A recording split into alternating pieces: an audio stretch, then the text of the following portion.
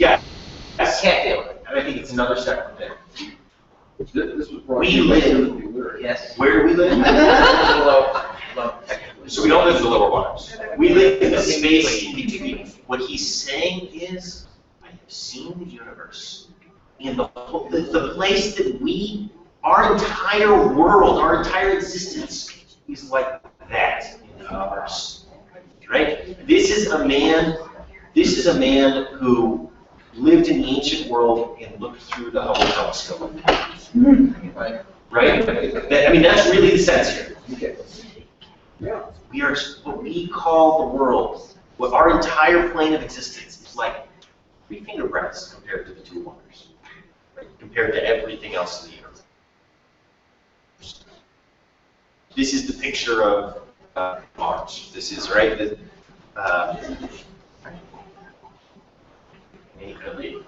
He saw something. This becomes an important idea.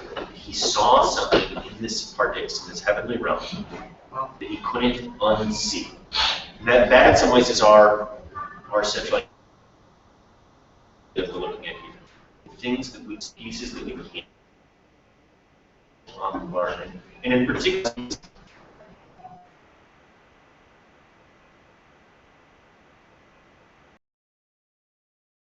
I don't know if other people have felt that fundamentalist faith backgrounds, whether that has to do with Judaism or Christianity. In some ways, it doesn't matter, right? A faith background that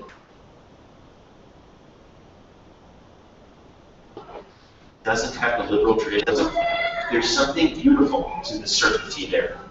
There is something that we don't have, right? We don't have that certainty, and there is. Do people understand what I'm saying? Any confusion on that yet? Yeah. Some of us like unanswered questions, and someone can all have answers. Everything's too much in the Bible. I'm going to go back to it. There it is, right there. No, that's your point. That there are those who look at the world that way, right?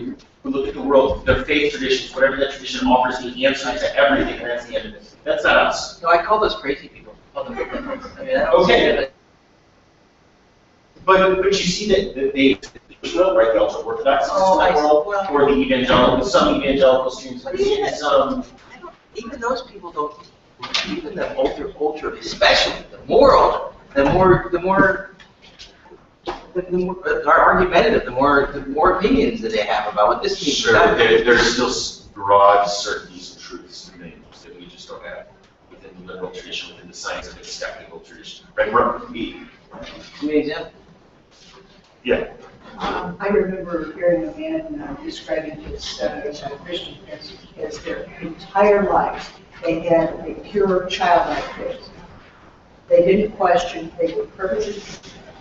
So pure childlike faith. That's what. What happens after you die?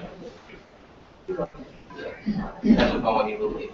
Okay. No, but these, what if the people with certainty know they're going to heaven, They're going to and heaven. they're fine. That's my point, and that's a very different experience than I would imagine everyone in this room feels about that same question. Okay. The person is sorry. Yeah, okay. So let's keep going. Susan, will you take this? Before you go on, Yeah. sorry, I'm just sitting back here. If you're going on, he doesn't, it's not just that there's the vastness above and below, but he goes on to talk about the Ruach Elohim. Okay, so yeah, he's quoting this idea that the spirit of readiness comes from the beginning of Genesis, the very beginning of the Torah, where the spirit of God hovers above the water. Nice. Me understand. Awesome. Nice, very nice. The other cut the roots, and about him it is written, let not your mouth bring sin upon your flesh. Let not your mouth bring sin upon your flesh. What does that remind us of? Okay, yeah. What? Lashon Hara is what she said. But what else? What from this story does it remind us The of? story, don't say what. When you come to the pure marble stones, don't say water, water. Okay. And what was it? He said that Metatron, and write down the merits of Israel. Okay. Who's Metatron? That's hard. I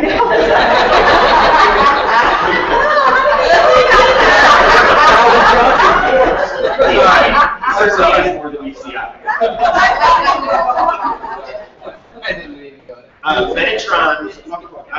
seen the movie Dogma?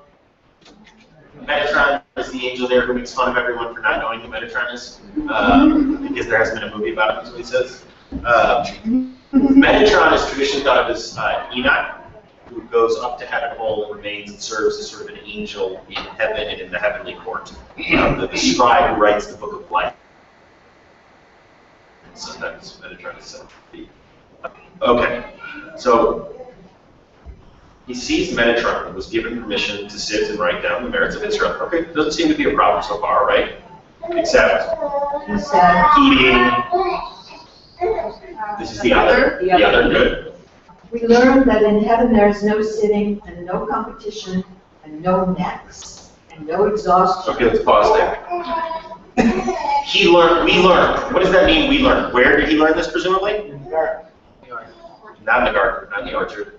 Where would he learn these things? That these. Looking over Metatron's notes. So Metatron is sitting. Metatron is sitting, and this is problematic for the other because the other Oh, we said have previously. we have previously learned. Yes. Okay. He learned where? They get it. In Cheder, in Yeshiva, in Oh. Judaism taught. Oh. We all know that the Talmud says that in heaven Yes, that's it. there is no sitting. And what did we just see? He sat down. We saw sitting. So what did the other just experience? And not just sitting, he was given permission to sit. Given permission to sit, okay? So what did the other just experience? Contradiction. A contradiction in terms. That what we say the truth is, is not That's why it says, what the truth is. let not your mouth bring sin upon Right. you. So first of all, think about this, that within the Talmud itself, there is a teaching that says the lessons of Judaism that we say are true aren't. Where does it say? Well, Right here. Where's it written? this is, you know, what I saw, and part of the lesson here is you need to be prepared for this experience.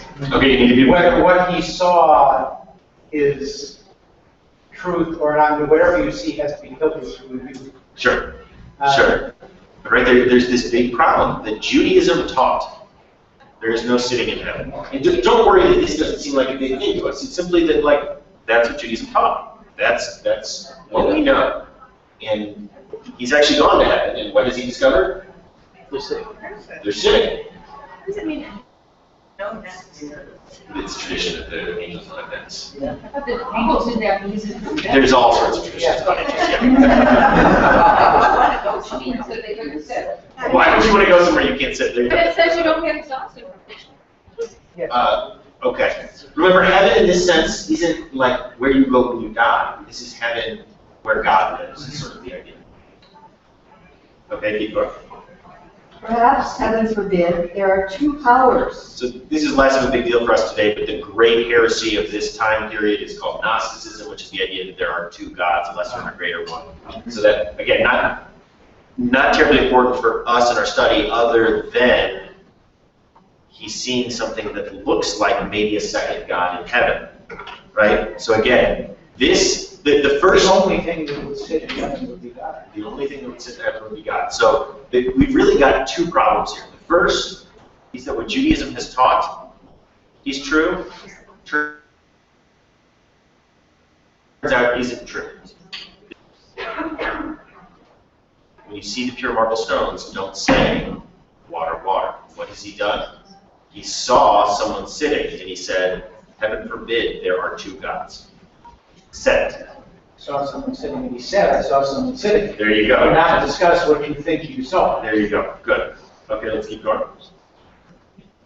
They removed Metatron from his place and beat him with 60 pillars of fire. Okay, so Metatron is being punished. Why? But he was given permission to sit, right? Like, so why is Metatron being punished? Being seen. Let's take this next one, and then we'll talk about it. And you saw. They said to him, when you saw him, how come you didn't stand before him? So that he didn't see you sitting. So that he didn't see you sitting. So this this, I love this. It's not just that Judaism teaches that there is no sitting in heaven. And there is, in fact, sitting in heaven. But this is wrong. That what we say is true is not actually the truth of reality. But heaven is involved in the cover-up. Just because they could stop. Yeah. The heaven's in on it. Metatron is punished because he should have known that these people believe that there's no sitting in heaven. So don't sit in heaven. Don't sit when they're around. Given permission, so didn't somebody sort of sell out Metatron? No, yeah. Sit, but not when you. But not when the humans are there. Normally you sit. What, did they know they were coming? But if they ring, They hear them at the door? Come on! It always reminds me of the prohibitions of having meat and milk, and yet because man was given up for young, but yet you also prohibit things that might be mistaken for Okay. meat from being served because it would give a false impression okay. I hesitate to and mislead minimize, people. to minimize the two powers question. Because, I mean, admittedly, I'm kind of address this to pursuing mysticism and mystical study. One of the reasons one needs to be so cautious is the doctrine of Sphirot easily leads to a polytheistic interpretation. Sure. So that there is a trap within certain varieties of mystical study which can be taken in opposition to pure monotheism. And the rabbis were very concerned about it. Absolutely. Well, if you recall, even when we were looking at judgments, and somebody who was on the threshing floor, and suddenly a godlike creature appears, and he thought he was seeing the face of God, but it was actually an angel of God, but he didn't know the difference. And it's important that we have that. You can't just have all good. If you had only all good, then it wouldn't mean anything. You have to have good and evil. And there has to be that conflict between them. I mean, that's the whole creation of how this all came about. I don't think that was the point, though. I think the point here that they're referring to as far as heaven forbid is that they're just saying, oh my God, and this too also could be a possibility. Yeah, I mean, once we reject the teaching, we can reject anything.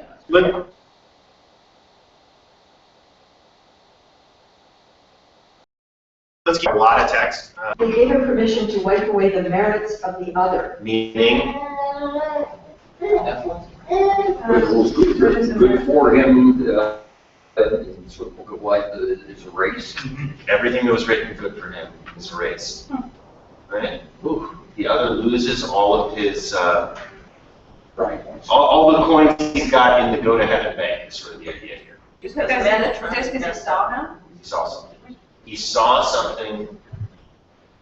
It wasn't that he saw him. It was that it's that he saw the dissonance between what we teach is truth on earth and what is truth in heaven. He And being the other. And he said it out loud. And he told others. wait, we're all in big trouble. So, All right, we don't know the truth. so hold on. Okay. Who are we referring to in this? Are we talking about Zohar? We're talking about the other. There's this other character named the other.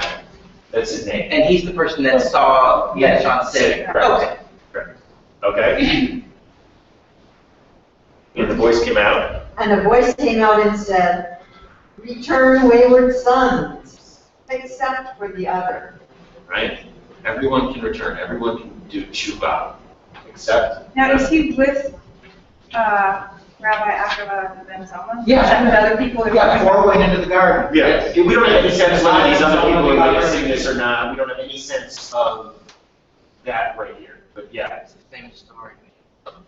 Where did the other say something? Where did the other say something? In the earlier in the paragraph. Yeah, he said perhaps there are two powers. He said that there are no sitting. Yeah. Okay. So he has seen something. Yeah. He has seen something and he has done something that means he can no longer return, right? He has tasted the fruit at some level, that's what this is, right? Okay, Oh, we probably shouldn't go too far away from the fruit of the knowledge of good and evil, absolutely, with the garden reference. absolutely. Yeah, I would imagine you would want to. Okay, let's keep going. He said, since that man was banished from that world, let him enjoy this one. Okay, And that will be the world to come. yeah, so he's never going to enter the heavenly realm So might as again. well enjoy this one. And who's the he who said that? The voice. The voice that called us. That's indicating that the world that he's looking at, even where he saw Metatron sit, was not heaven. Yeah, he was. And now he's not being given permission to return. Yeah, good. Okay. Is there a simple premise that he wouldn't have enjoyed the other one first? That said, let him enjoy this one? Yeah, the idea is, okay, so he's not coming back, so he may as well go ahead and sort of. Party on. Yeah, party on, yes. Yeah. Passover's not coming, just stick with pork. Okay, And the other went out to Tarbuk Ra'ah. sexual immorality. Sexual what? He went to a prostitute and solicited her trade, Now we're gonna get his name for the first time. and she said, are you not Elisha, son of Amuya? Right, this is the anti-hero of As a Driven Leaf. Well, I mean, because she's saying, aren't you this renowned rabbi, what are you doing coming to me? Yeah, I mean, that's exactly what she's saying, like, hold on. Why are you with the prostitute? Yeah, exactly. So why is Elisha here?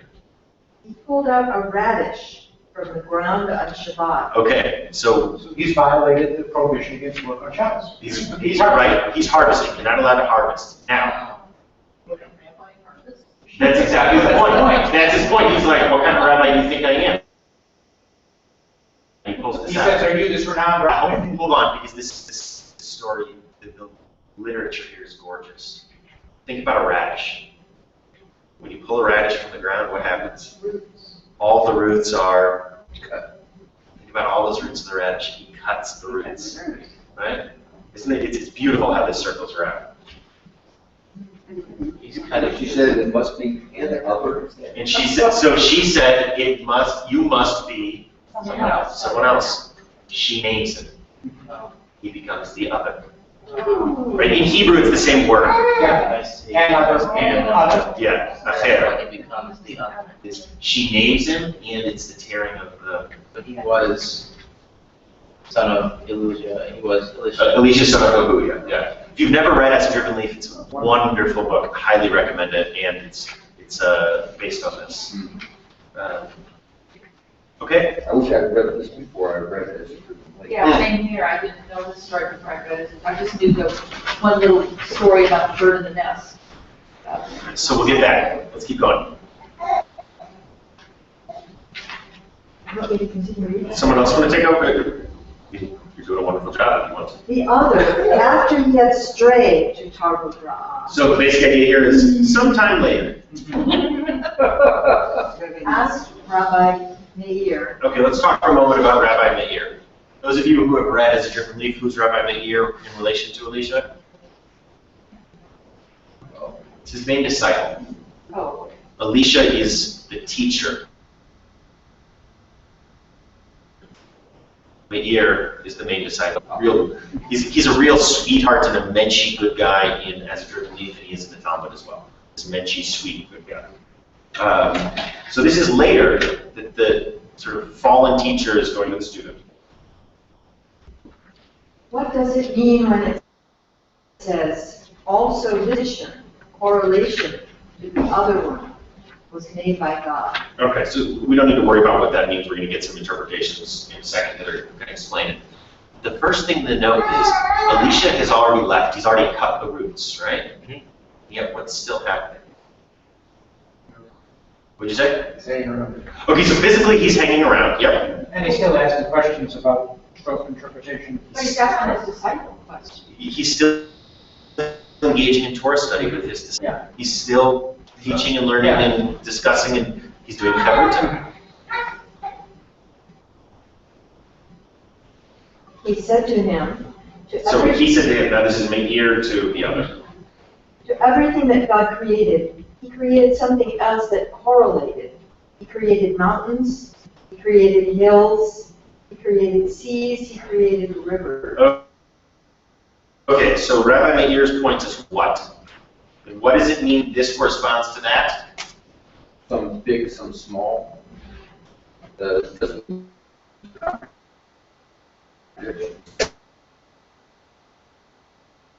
So difference is in quantity, right?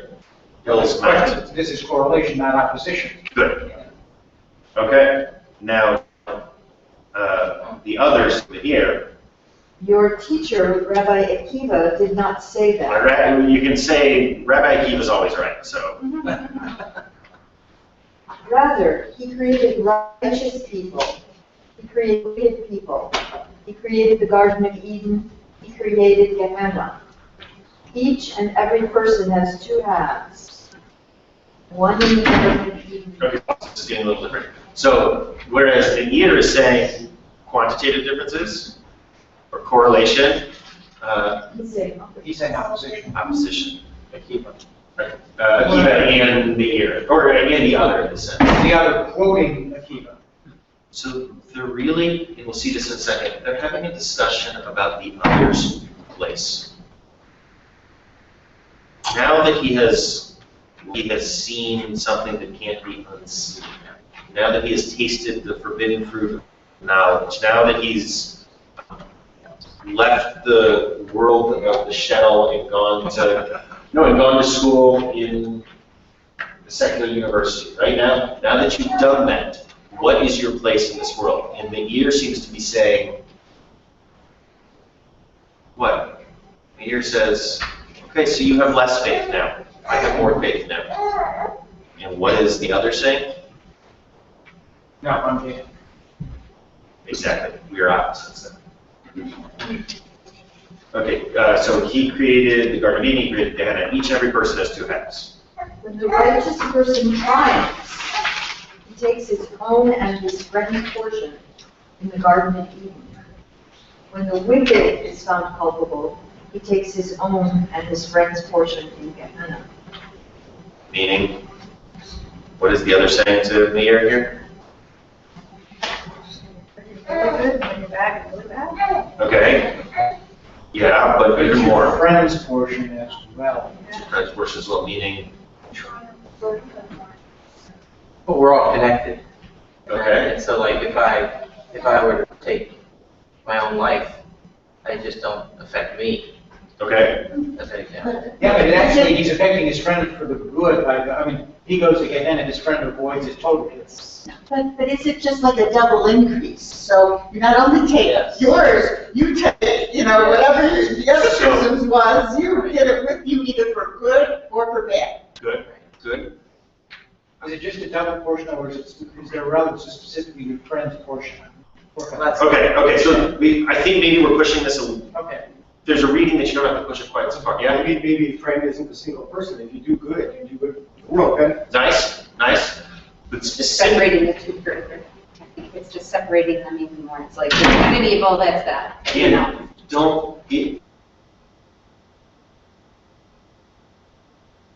don't hang around with me, right? Self-deprecating.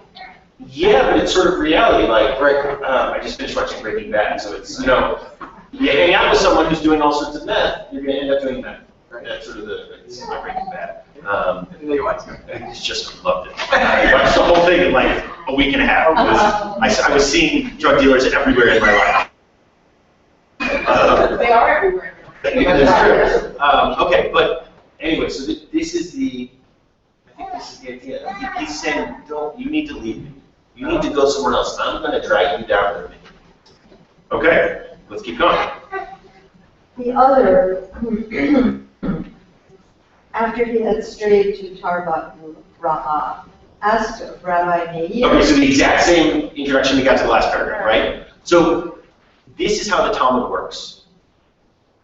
Like, and here's another story that's very similar, right? And here's another story that's very similar. At some level, they each exist within their own, right? So the message of the last one was, be careful of peer pressure at some level, right? Don't let your kids hang around with the wrong people. And you shouldn't hang around with the wrong people.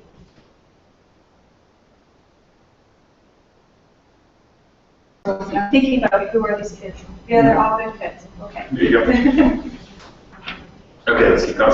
What does it mean when it says gold and glass cannot approximate its worth, nor its exchange in gold vessels? Okay, let's talk about that for a moment. Right, so again, it's the same thing, right? Again, the two of them are meeting and discussing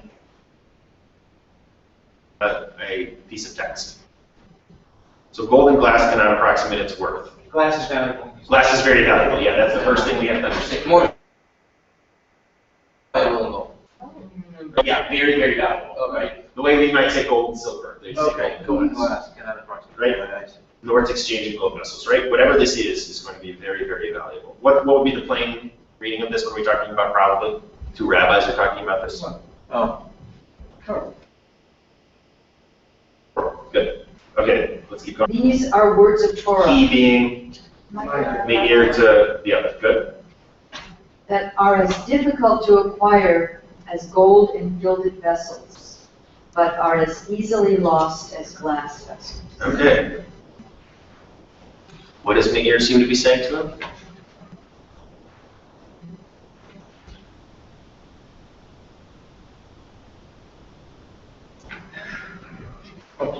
Good. But you can easily go astray.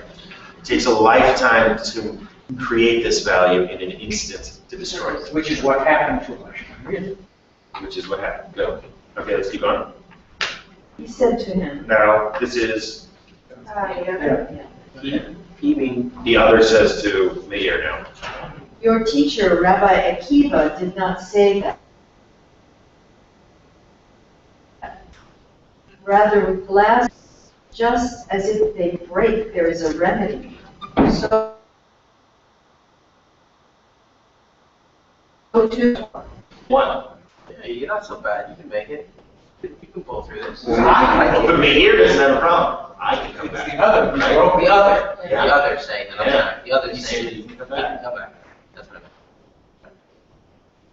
So Meir responds, he said to him, so you too, return.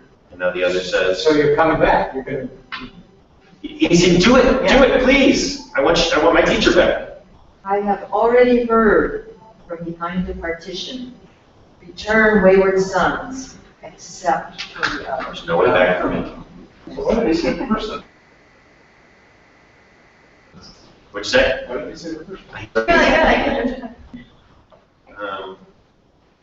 Okay, let's keep going. The rabbis taught there is a story involving the other, who was riding on a horse on the Sabbath. Okay, so immediately, what's the problem? He's arrived. Good. And, Okay. no, it was what horses. You can't ride Good. it also. Horses are supposed to rest on the Sabbath also. Animals have to rest on the Sabbath. Riding on the Sabbath. Yep. And Rabbi Meir was walking behind him to learn Torah from You're still studying, but you guys transgressing. Yeah. Or that he's still talking. teachers, And then the teacher is still so full of knowledge. which still, in a reality, is how dangerous he is. Right. Good. He's trying to push him away, which is nice, I It's guess. just like a puppy following behind, right? Yep. said to him, Meir, go back, for I have calculated through the footsteps of my horse that the Sabbath boundary ends here. So even walking, if you go further, you're gonna violate the But what an interesting moment, right? Where the other, who has gone too far, cannot come back, saying, "Here, don't go any further." Right? There's the physical. It's also very. It's not a heavy. You don't have to push it very far to get the metaphor, right? Yes. The other is still trying to protect his disciple. I mean, it's a beautiful, But touching. I think by the same token, his disciple is saying there's tshuva for everyone. Yeah, absolutely. Still- I mean, you're saying, Yeah. or the other saying, yeah, there is for everyone. So you That's just- what that means. Yeah. This is like It's the next line. We watch the same thing in a week too. God, yeah. Okay, let's keep going. Rabbi Meir said to him, so you too go back. So again, we've got, right, there's this parallel to the previous story. He said to him, did I not already tell you? I have already heard from beyond the partition. Return, wayward sons, except for the other. Okay. He grabbed him and pulled him to the house of study. So Meir grabbing the hair. Meir grabs a hair. Meir grabs the other and pulls him to a house of study. So there's a tradition in Judaism that, from the mouths of babes, right? We have the same sort of in the English idiom, right? That wisdom comes from the mouths of babes. For instance, if you're not sure if a Torah is kosher or not, meaning if a letter is readable or not, does anyone know what you do? There's debate as to whether or not it's still readable. Did the pigeon read? Yeah, it's exactly what you do. That's the halakha. You bring in a child who's just learned the alphabet to look at it. Because a child's not going to come with any of these other pieces, like, okay, we don't have a lot in the Torah repair fund. And I know what the next line is, and you can sort of, right, a child doesn't bring any of those pieces. A child just from the mouths of babes, right? Okay. But you didn't know that? It's a beautiful tradition. Oh, they do it with the scanner. They also do it with the scanner. That was Mishnah, 2nd century. Right. They do with a scanner too. Okay. Said to a child, tell me your lesson. The other. This is the other. He said, there is no peace, said God, for the wicked. Okay, right. So it goes to just, they pull into a random school, right? And the idea is that, like, we're going to learn some truth about the fact that you can return. Watch, we're just going to ask these children, and what does child number 1 say? No peace. The child who knows nothing of the background, right? He brought him to a different synagogue. Well, that one didn't work. He said to a child, teach me your lesson. He said to him, though you may wash with niter, use much soap, the stain of your iniquity remains before you. These are really uplifting schools that these children are. Nothing but like honor life, farmer. He brought him to another synagogue. He said to a child, teach me your lesson. He said, and you, ruined one, what will you do? Though you wear crimson clothes, don garments of gold, paint your eyelids, it is for naught that you beautify yourself. Synagogue, until he had brought him to 13 synagogues. Thank God they didn't tell us all. What you say? Thank God they didn't tell us all of them. Yeah.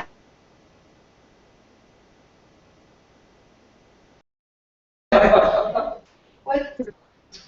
Must be unlucky. I don't know what numerology is with 13 necessarily. Yeah, I don't know. Other than at 13, you become a man, you become a woman. That's actually much Well, later. we know that, but That's all. Much later idea. The idea of bar mitzvah, bat mitzvah at 13 is Middle Ages, Yeah. late Middle Ages. Yeah. Taking stats and doctor. The Talmud actually does it by physical body development. Oh. They count pubic hairs, actually. Oh. They really do. Yeah. If you're not interested in TMI, you should not read the Talmud. Yeah. 13 attributes of God, very nice, very nice. I like that. Beautiful. Love it. It's not in the left. Love it. Love that. Yeah, I think that's great. And that No, reference. you're not ready. Yeah, in fact, I'm almost certain that should be the reference, right? Because the 13 attributes of God's love. Yeah. And what instead? We got 13. Oh, yeah. yeah. Good, good, beautiful, beautiful. Okay. In all of them, they taught lessons like these. To the last one, he said, teach me your lesson. The boy said, and to the wicked, God said, for what purpose do you speak of my laws? Another one, right? That boy used to stutter when speaking, and it sounded like he said, and to Elisha, God said. There are some who say... Okay, so the words purpose and Elisha sound very similar to each other. Yeah. Yeah, if you stuck them. And this is a little different than the others. All the others said you can't return. This one says, stop teaching. Good. There are some who say that he had a knife in his hand, and he tore them to pieces and sent them to the 13 synagogues. Others say that he said, if I had a knife in my hand, I would have torn him. This he is presumably. Is that the boy? So most of the readings, it's not clear. Most of the interpretations of this say that it's me or not Eric. So Oh, okay. we did this at the end. So it's gruesome, right? But let's not get caught in the gruesomeness of it for a second. What's the message of it? Why does he tear this child up and send a piece of this child to? Oh, is it the Oh, child? it's the child. Oh. Oh, I didn't Because read this is that the way. first Not this happened. Because he's upset that he. What purpose do you speak of my laws? It is my year who supposedly cuts. It is the heir that supposedly destroys the child, correct? My ear destroys the child. It sends him to, but again, let's not get lost in how gruesome this is for a moment. It sends him to the 13 synagogues, the pieces. Okay. Why? He didn't get the answer he wanted. Okay, so part of it, there is a reading that says like, fine, if I don't get what I want, I'm gonna kill you and send you to 13 synagogues. Identifying said Elisha, maybe. So, Because he fell into the trap of the other, and he so it doesn't seem that the children are falling into the trap. The children are No, it's my distorted. year. It No, was my my year. year. Distorted. Okay, that's a reading, nice. So it's actually, the next paragraph will help us understand this one, and we're not gonna go there yet. But the other reading of this is the reading that we'll see in a moment. That this kid's got it right. It's the opposite. Ah, It's this, what kind of synagogues, what kind of schools are you? Yeah. That these are the lessons that you are teaching, Right. right? What okay, we kind of said that place earlier. is it that is teaching these lessons? That they're not teaching about tshuva, that they're not teaching about love, that they are teaching about hate and vengeance. Right. What kind of schools Okay. are these, right? And this introduces the next topic in our study, which is really, whose fault is it? Whose fault is it that this happened to Elisha? Is it Elisha's fault? Akiva. Is it Akiva's fault? Or is it All of our fault? It's our fault. Did we, right, to say this in another way, within the sort of, in the world we're all about, which is the world of Judaism and Jewish continuity, right? The fact that children in 20-somethings and 30-somethings, I walked into a conversation about this, aren't engaged and aren't involved, by and large, right? Here's what's wrong with all of them. Here's what's wrong with them. Well, they're too obsessed with the this and with that, and with the, right, and they're too self-absorbed, and they're, There's another take. There's another or way. is it that we have provided a subpar Judaism?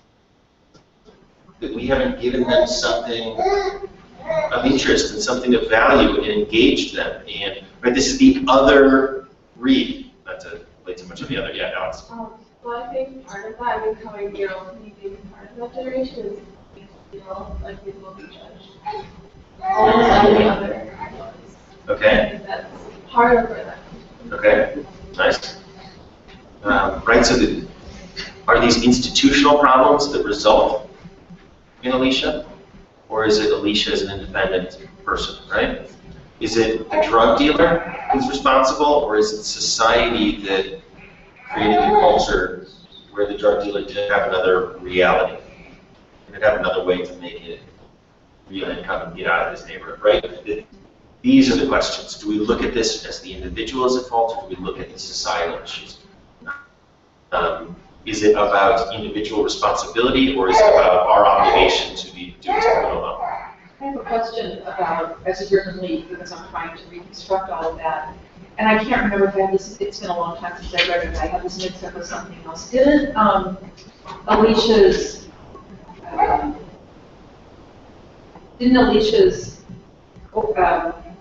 ranch, farm, whatever, his whole life get destroyed? Is that right? But that's, the book is separate. That's the novel. That's the novel. Oh, that's the novel. Let's finish here, and then we can talk the comparisons to the book, because I don't want us to get lost. in Okay, the- well, I didn't know, okay. Okay, All right. let's keep going.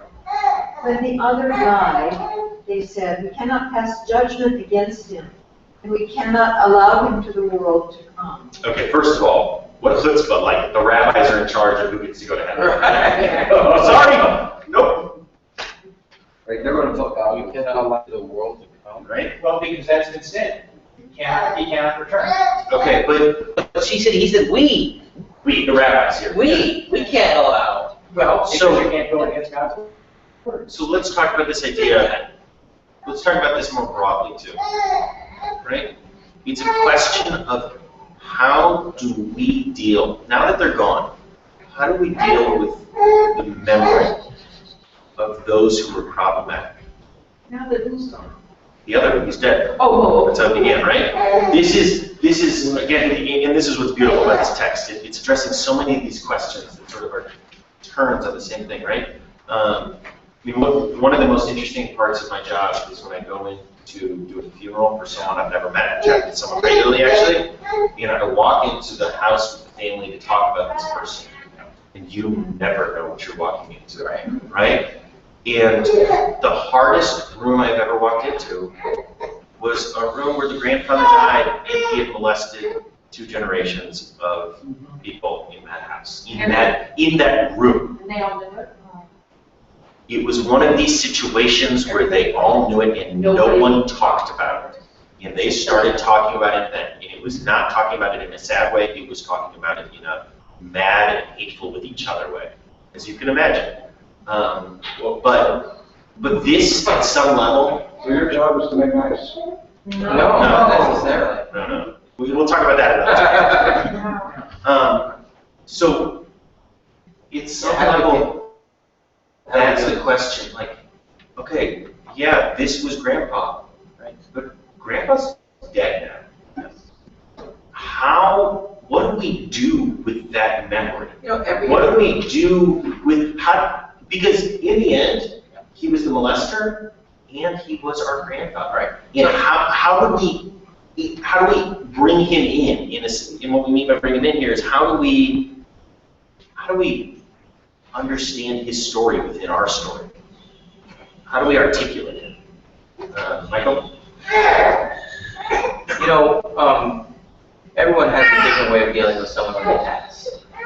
And the truth is that we're all going to make it up to rationalize our own self. And that's how we deal with it. Some people have a lot of difficulty dealing with someone like what you're mentioning, and some people will ignore that completely and see only the things that they want to see. So someone like this, who the other, for instance, who did something atrocious, we're going to say, he was judged, okay, when he did what he did. We're saying that what he did was bad. He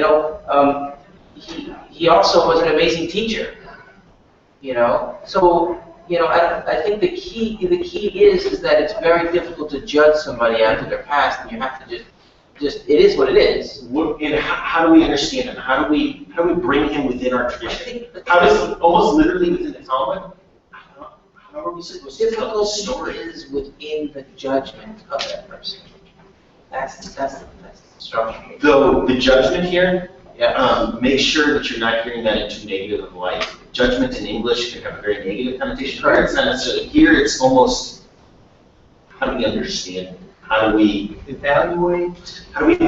Like, Adjudicate. what are we supposed to do now? Okay, let's keep going. We cannot pass judgment against him. Because he engaged in Torah study. And we cannot allow him to the world to come because he sinned. This is exactly what you said, Michael. Rabbi Meir said, it is better that he should be judged and then be allowed to enter the world to come. Okay, right? What's the idea? What's Meir saying? You can look at what he did wrong and evaluate that and say that was wrong, but still for his good deeds. Yeah. For his good deeds. So for his good deeds, but even, He still should then be allowed, after you make this judgment, you can then allow him. Oh, okay. And this, in a sense, Helen, I'm thinking of you and sort of in your practice, right? So this grandfather who they never talked about it before. You have 2 choices. You can either continue to not talk about it and let him just sort of float out there, or you can sit down and you can really deal with this legacy and then move on because you have. You can't move on until you've dealt with it. This reminds me of Shlomo Karman, you know, the gossip, the stories about women that he abused. Always, yeah. And all the things that he did for Judaism and Jewish renewal, and then when you read this stuff, how do you separate all that out? I still can't. Yeah, that's hard. Bill Cosby. What? What about, What's he done? Google Bill Cosby and sexual. No. You're kidding. Lashon Hara, all of it is, yes. But it's in Google. No. that Karloff didn't come out, really come out until after he died. So, what do you do with that? And, I mean, he's Jewish, so we're Jewish film, that's what I'm thinking, what do you do?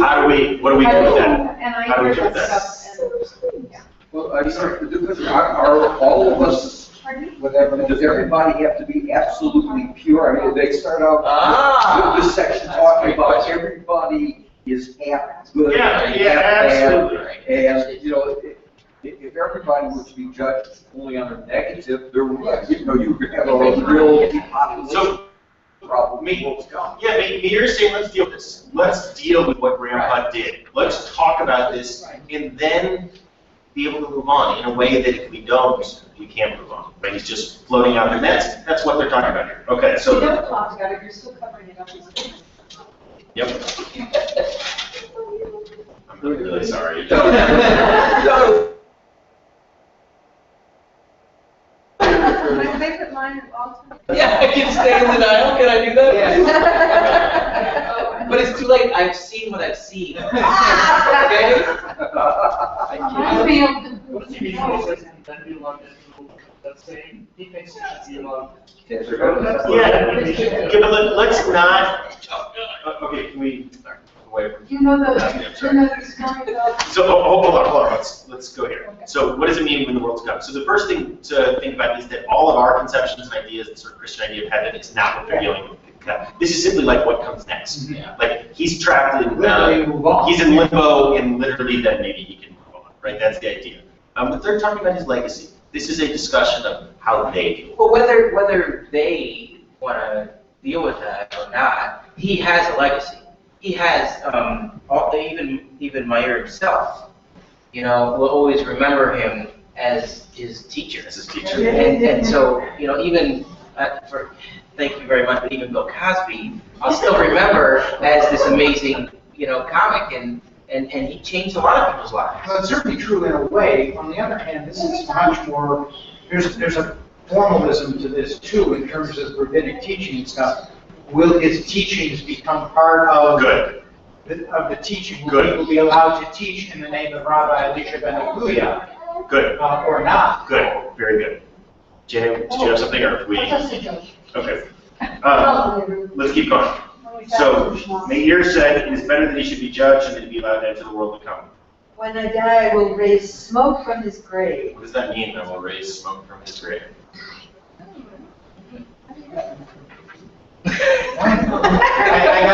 I got nothing. I will raise. Okay, why would there be smoke coming from grave? Well, If not the on corpse his was burned, burning. Yeah. The corpse is burning. Good. Okay, the corpse is burning. So let's back up for a second. Meir is a good guy. Yeah. No question. Yeah. We know Meir is a good guy. Meir is an important rabbi. Dan, this was your point in the tradition. Meir's main teacher was Elisha. yes. Yes. When Meir dies, Yes. you're not going to have a choice. You're going to have to deal with Elisha. What?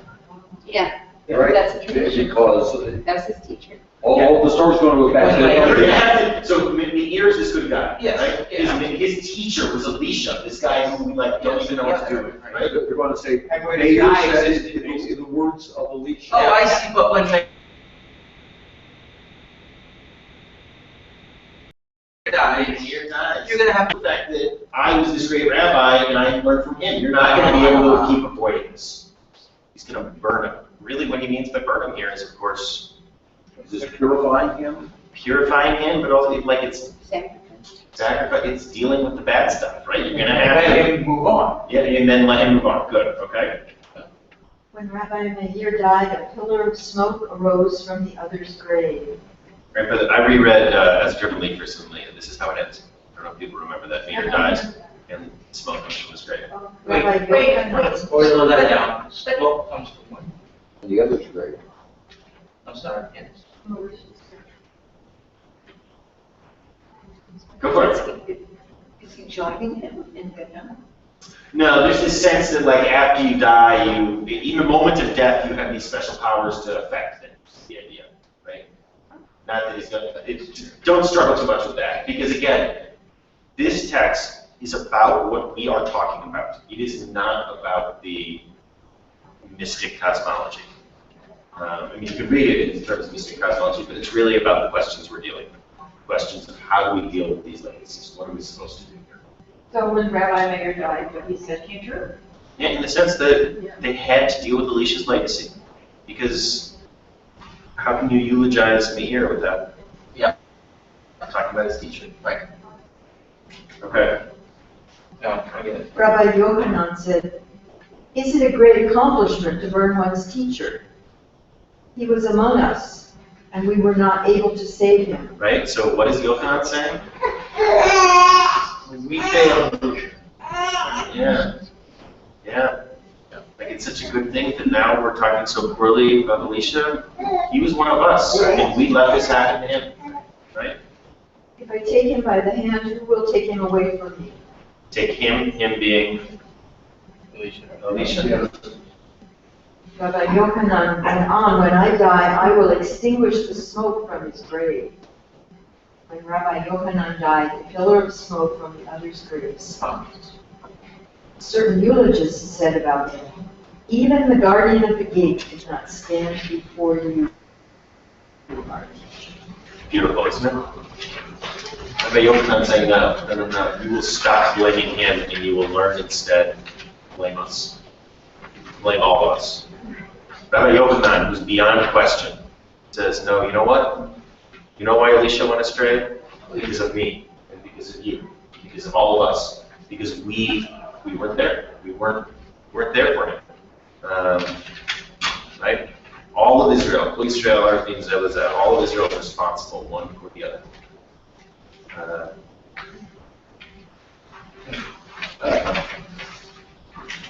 And beautiful too, isn't it? It's totally. Do we have time? What time is it? 6:25. What time is dinner? 7. Oh, cool.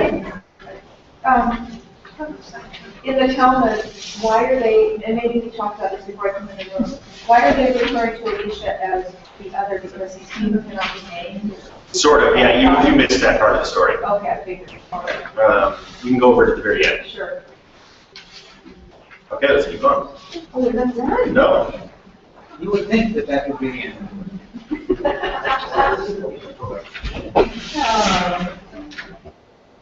The other's daughter came before Rebbe. Rebbe is another very, very important figure. She said to him, "Rebbe, support me." Support me in what sense? I'm supporting myself. If my father's gone, what am I supposed to be doing? He said to her, "Whose daughter are you?" She said, "I am the daughter of the other." He said to her, "Is there still of his seed in the world? Is it not written, he will have neither child nor grandchild among his people, no survivor in his household?" So what is Rebbe saying? Yeah. You shouldn't even exist. I don't even want to see you. Oh, You remind me of something really awful. You remind me of something really odd. Exactly. Beautiful. Yeah.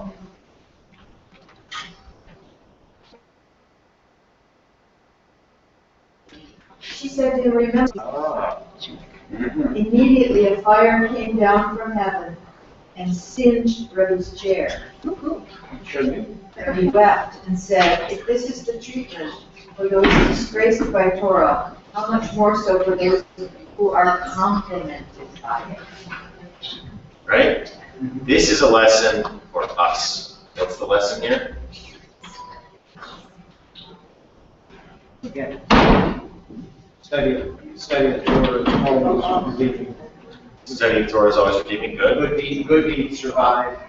Even good deeds always outbalance even the worst. We should remember people for good.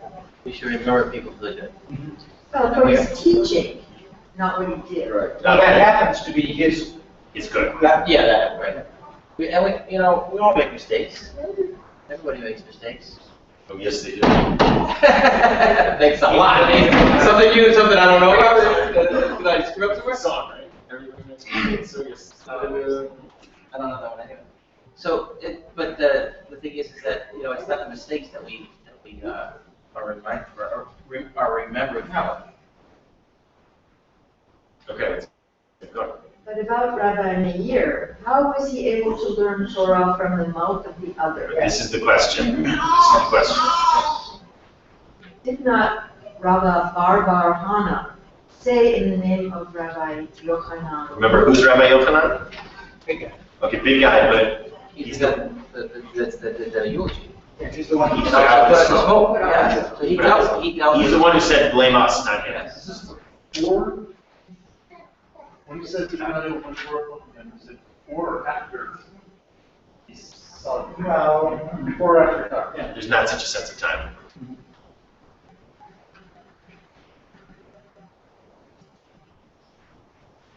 What? For the lips of the priest guard knowledge, and he will seek Torah from his mouth.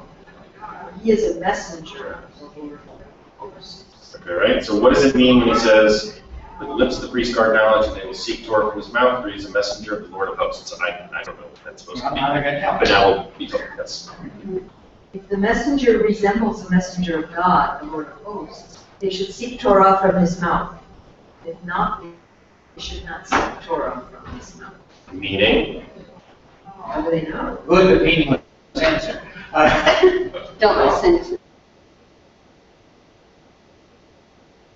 the interpretation of this. Don't listen to the interpretation of this rabbi. He was just a bad guy. Meir We should shouldn't not have, listen yeah. to them, and neither should we can't listen to Meir, and we can't listen to. Good. Good. Reish Lakish. Now remember what we said about Reish Lakish yesterday? Remember who he is? He's big on tshuva, obviously, right? Tshuva, repentance, and the ability to return. Tshuva literally means return. Oh, that's right. It's the ideal version of yourself. Reish Lakish. Said, Rabbi Meir found a verse and expounded it. Incline your ear and hear the words of my teaching.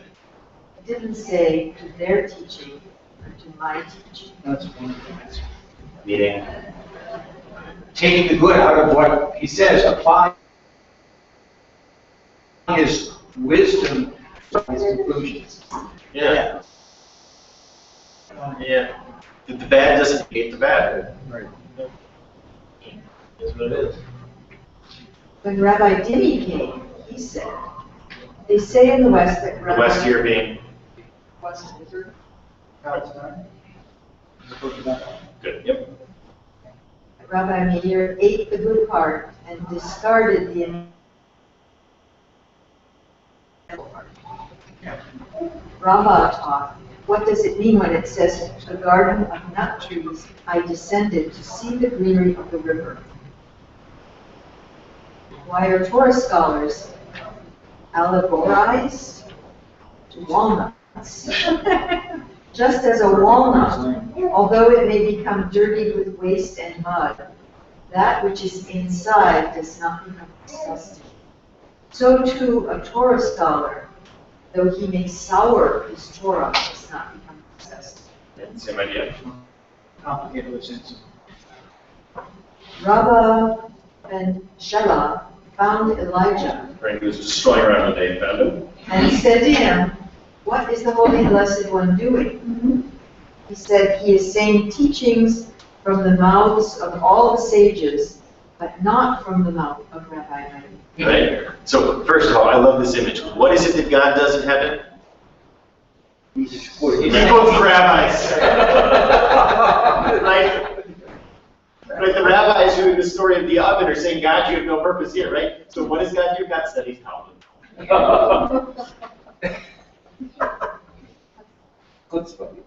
Oh my God, yes, yeah. Okay, let's keep going. He said to him, why? So, right, and that's the important piece, that God's not quoting me here. Alicia's main student. Because he learned his teachings God isn't, and this was your point about dealing with the tradition of how do we integrate the other's teachings. And God is not integrating the other's teachings. And God's, in fact, not studying those who studied from the other. That whole, and that's what that piece above, right, dealing with the Rebbe's daughter, or excuse me, with Meir's daughter, either child or grandchild among his people, they'll survive in the household. The idea is not just literally his household, but also his philosophical. Yeah. Rabbi Meir found a pomegranate, ate its contents, and discarded the peel. He said, now he says, Meir, my son says, when a person suffers, what language does the divine presence speak? Oh, my head, oh, my arm. Okay, so hold on. So, this guy is basically refuting God, and you should be doing this, right? Rabbi Meir found a pomegranate, ate its contents, and discarded the peel. He said, now he says, so we have to take this. I've lost this. He said. The way to understand this, and remember, you have to do this. And I always get to this point. He said it's here. Okay. So, he said to him, why? So the rabbi is saying to Elijah, why? Elijah saying because he learned his teaching from the mouth of the other. Elijah said, just take a look. Elijah said because he learned his teaching from the mouth of the other. Reb Meir. Yes, okay, so Elijah says because Rabbi Meir learned his teachings from the mouth of the other. So Rabbah ben Shelah said, but why? Rabbi has discarded the peel. Elijah says, God says. no, it's not capital. Elijah says, now.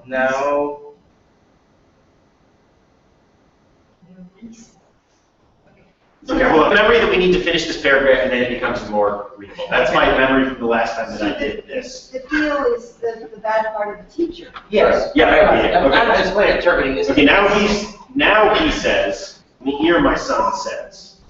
When a person suffers, what language does the divine presence speak? Oh my head, oh my arm. Meaning that when a person suffers, God suffers. Mm-hmm. If the Holy Blessed One so sorrows for the blood of the wicked, so much more so on the spilled blood of the righteous. Okay, yeah. I mean, presumably, why wouldn't God empathize? No. Now he says, right? God is now quoting Meir. Yeah. This is the change. That's the problem, is that it's not capitalized. Yeah. Now God says, Meir, my son, says, right? That's the important piece. God is now quoting Meir. God has changed. When a person suffers, what language does the divine presence speak? Oh, my head, oh, my arm. Right? Okay. Now it makes sense. Yeah. Okay. Of course, you don't have the benefit of that capitalization in Aramaic, but. You do not. But you also don't have the disadvantage of there being a mistake in the capitalization. Okay. Let's keep going. Shmuel found Rabbi Yehuda, who was leaning on the doorpost and crying. He said to him, "Sharp one, why are you crying?" He said to him, "Is it a small thing that it is written about those sages? Where is the counter? Where is the waiter? Where is the tower counter? Where is the counter? Where they would count all the words in the Torah. Where is the waiter? Where they would weigh, evaluate heavy and light things in the Torah. Where is the Torah counter? Tower counter. Where they would repeat 300 laws about a tower floating in the air." Okay, so what are they talking about here? Yeah, like they're spending their time on this nonsense. On like this minutia, yeah. The rabbis in the yeshiva who are like. How many angels dance on the head of a pin? Good. Good. And Rabbi Ami said, Doeg and Tofel asked 300 questions about the tower floating in the air. And we have learned 3 kings and 4 individuals have no share in the coming world. What will happen to us? He said to him, sharp one, there was a flaw in their hearts. What was it about the other? A Greek song never ceased from his mouth. Okay, so what was compelling? Right, there are these people who are asking these inane questions, and yet they don't go straight. What happens to the other? Greek song never ceases from his mouth. He turned, he copied the ways of the Greek. Turned to Greek philosophy. Turned to Greek philosophy. That's what you get for going to university and not staying within the realm of the shell. No, I mean, really, that's, Yeah. this, Not that that is actually what happened to Alicia, but keep that aside. well, this is what they say happened. Well, no, I know These are that. other traditions. But that's it, but that's not how we got in trouble according to the story. We're just- No, but he left. So, right, we've had different questions about why is it, what happened to Elisha, who is to blame. One option is we blame Elisha. He went bad. Another option is us. We failed him. Correct. Right? What's the other option here? He touched the God field, okay? What's the option here, though? Touch secular learning. Touch secular learning. Stay away. Stay away. Stay away from anything that's different. Anything that's different, anything that's dangerous. Well, right? anything that's different is dangerous. Okay. Perfect. Yep, good. What is minute? We're not there yet, stop reading ahead. I had the same question. They used to say about the other that when he used to stand up to leave the study hall, many treatises of minute would fall from his lap. Heresy. Oh, Like, supposed to be studying Talmud, there Always were. got other things that. He's got the Playboy inside his text. Exactly, that's exactly the image. That's not true. Except this is much worse than Playboy, it's Aristotle. Yeah. That's not true, though. That's the memory that they're trying to, overlay on his history. We rewrite history all the time. We decide what really happened in the Civil War. Okay, so the story about us entering the garden is true, but this story is not true. The story about the well, I mean, we decide, but the saying here is that, he studied the Talmud and the Torah, and he was a good teacher, but you know what, actually, Hold on, wasn't you really got alternative. like 3 sentences left, and that's the conversation that I want to have. Is exactly what you're talking about. So let's do these 3 sentences. Well, let me just say one thing, Michael. It does say here, a Greek song never ceased from his mouth. The Greek is, the word is right there. Yeah. Okay. That's what it means. We're going here. We're going here. Milos the weaver asked of Rabbi Meir, does not all wool in the pot become Contaminate all of his teaching. No, I think this is the opposite. This is, like, he went to school with everyone, With all the. Okay. right? He went to school with all of us. Shouldn't he be like all of us? Okay. Meaning, okay, if he didn't turn out like all of us, there must be something wrong with him. Oh, okay. Right? It's not, the problem is not our schools, all of us are fine. The problem was him, bad seed. He said to him, any wool clean from its mother absorbs the dye, any wool unclean from its mother does not absorb the dye. So here's another answer, like, what was wrong with Elisha? You should have met his mom. Yeah. Yeah. Mega mother. Right, by the way, this idea, don't forget, this is the idea in Esther and all these pieces are Esther. Okay? This implies he was dyed, therefore he was wool clean from him. No, he did not absorb the dye, he went bad. Yeah, So right. he was unclean from his mother, he was unclean from birth. And the very last one. Rabbi Akiva ascended in peace and descended in peace. Okay, here we go, back, all right, told you to come back to it, right? Akiva, it says at the beginning that Akiva went up, or came down in peace, came down peace. Oh, and here it says, And descended. Descended, meaning, what did Akiva do? He went up. He wrote. He looked around, didn't process, and he came down. And about him it is written. And about him it is written, pull me after you, and we shall run. Even Rabbi Akiva, the ministering angels, tried to push him away. But the Holy One, blessed be he, said to them, leave this old man be, for he is deserving to make use of my name. Rabbi Akiva is different. Okay. So, It's a very descriptive. right, so there's some disturbing pieces here, but there's nothing that's not simply disturbing because it's live, right? Right. So just to take a step back for a second, to go a little meta here. First 3 sessions we did, God, Torah, Israel. I was trying to lay out a different vision of Judaism, of what Judaism is. This was Judaism of values, centering on discussions of values and how we should live our lives. Right? This was the first of the 2 sessions that we're doing that are sort of modeling of what that can look like. These stories and the discussions we have are absolutely relevant to our lives. How do we deal with these memories? How do we either internalize or not internalize these things? Who do we blame? Do we blame ourselves? Do we blame the person? Do we blame their parent, right? I'm thinking about criminals or the grandfather who was the molester, who very well might have been molested by his right? I mean, how do we articulate these pieces? And then the very last piece, Michael, this is what you were getting at.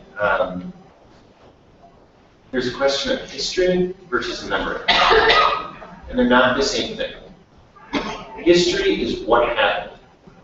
Memory is commanded. Judaism is all about memory, not about history. Because memory commands us. History does not. How we remember it is more important in some ways than what actually happened. You know, going back to memories of the Holocaust and people like Mengele, who performed experiments which scientifically were very valid, but humanistically were abhorrent. And what do you do with the data? Is the data corrupted by the way it was obtained? Are we allowed to use this data to benefit other people in the future when it harmed people in the past? And can the synagogue accept a donation of money obtained criminally? Correct. Ultimately, Ultimately, yeah, the same question. yeah.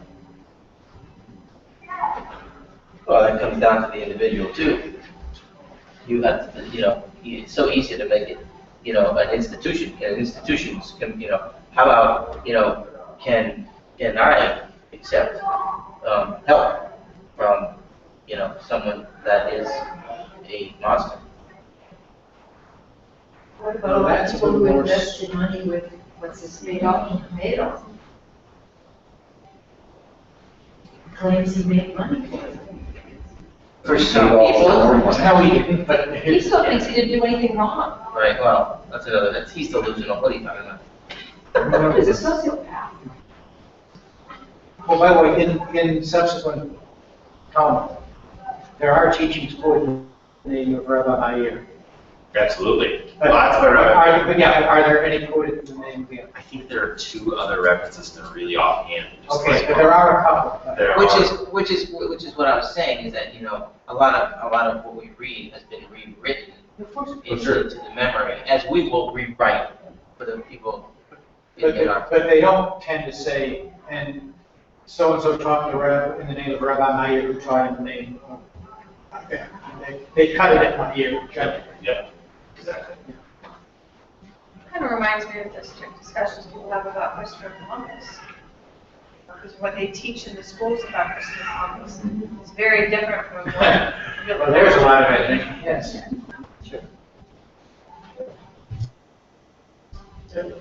How do we deal with any of these figures, right? This was your Bill Cosby cover. Oh, No, but no, but a moment. how do we do that? How do we bring both pieces in? How do we form not the history of the memory? The history is what happened. What do we do now is the memory. The difficulties that we're facing, that's the hard part about it is we're not wrong, we're human. Right. We look at this, we look at that, we make judgments, maybe we're not supposed to do that, but that's what we do as human beings. I don't think there's an answer, I think that is the answer, Helen. that we're human. Yeah, and that we're all able to make mistakes. And that we're not remembered for our mistakes, mostly. One of the problems. Unless our whole life is one thing. Well, one of the problems is that sometimes when we make mistakes, we're so connected with others around us, even if we try to make teshuvah, try to live examples, try to take actions, otherwise nobody lets us forget us. Well, that's what happened with this kid. Yeah. So, Do you think if he could take back that day of him going into the garden and not do that, you think he would? But he also made a choice. I mean, he was told that there was no tshuva for him. He could have acted one of two ways. He could have lived well anyway, or he could have done what he did and said, screw it, I'm gonna be a bad guy. that's the whole purpose of a novel, is all of the internal struggles that he has. to If try you've never to- read the novel, it's wonderful. Yeah, it's the struggle of trying to live that life and having great difficulty and the temptations and faces and trying to do that. And it's apparently not just about school. Yeah.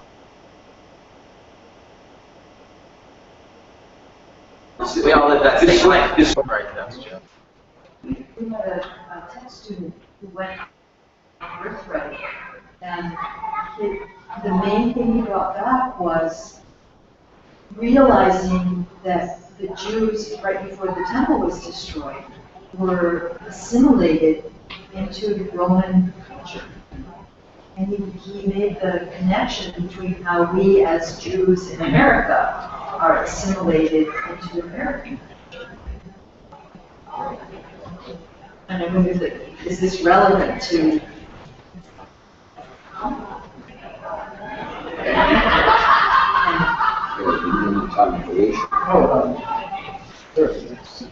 Samuel told me about, as it was when he was our student rabbi, I had it on a shelf, I had to look at it very well. And the thing that Dan said was, reading a novel is what made people be a rabbi. Remember that. That may be memory, not history, then. Right, but anyway, be careful what you say. Somebody will misremember it. And also be careful what you don't say, somebody will substitute other words. I think the powerful message here is that, very similar to what you just said, and jokingly, be careful what you say. You really can have an effect on somebody. Just by the words that you're saying, you can change their whole life. Change your whole life. That too.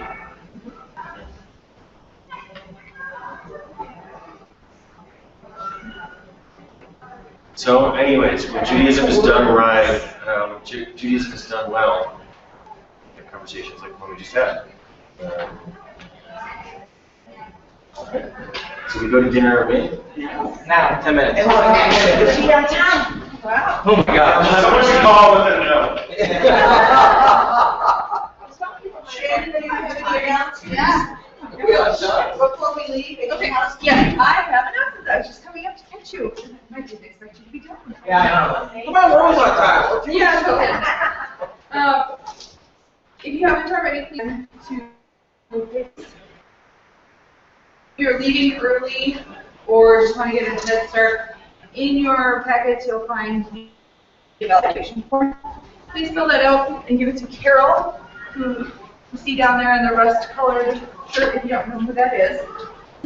And then tonight we've moved the teen movie, which is the book thief, to our film for tonight. So the whole group, the team wanted to share it with the adults, and there were some adults that wanted to participate. So we'll be watching that after Havdalah tonight up here. Oh, And okay. the social area downstairs will still be open. So if that's not your cup of tea, there are plenty of cups of tea down there too. So, a lot of snacks and whatnot. Pardon? Havdalah is at 7:30. Have a dinner. 8:30. We're not saying $9, we're going to call people laughing. 8:30, and then the movie is at Just a little more shots, and then just a guy shot. Right. The last thing I can say, there's no spot on the evaluations for any comments about the stuff that I've done. If there are things that you particularly liked or things that you think we could do better or I could do better in the future, I would very much appreciate that sort of commentary so that I can make it better the next time I do something like this. We go over these evaluations carefully. Candace has been known to get them out to the second decimal point. And every comment that is made is passed on. So, We need the evaluations for the Radix grant, which is due Monday. So if any of you didn't catch what Susan just said, we're applying for another Radix grant for a fall retreat. We're thinking of doing it in unison. So your evaluations, comments, and thoughts will be very helpful in planning to do that in unison. Really cool. Well, we're thinking of a hotel. Yeah, because that's really convenient. This era. That's not totally out of season.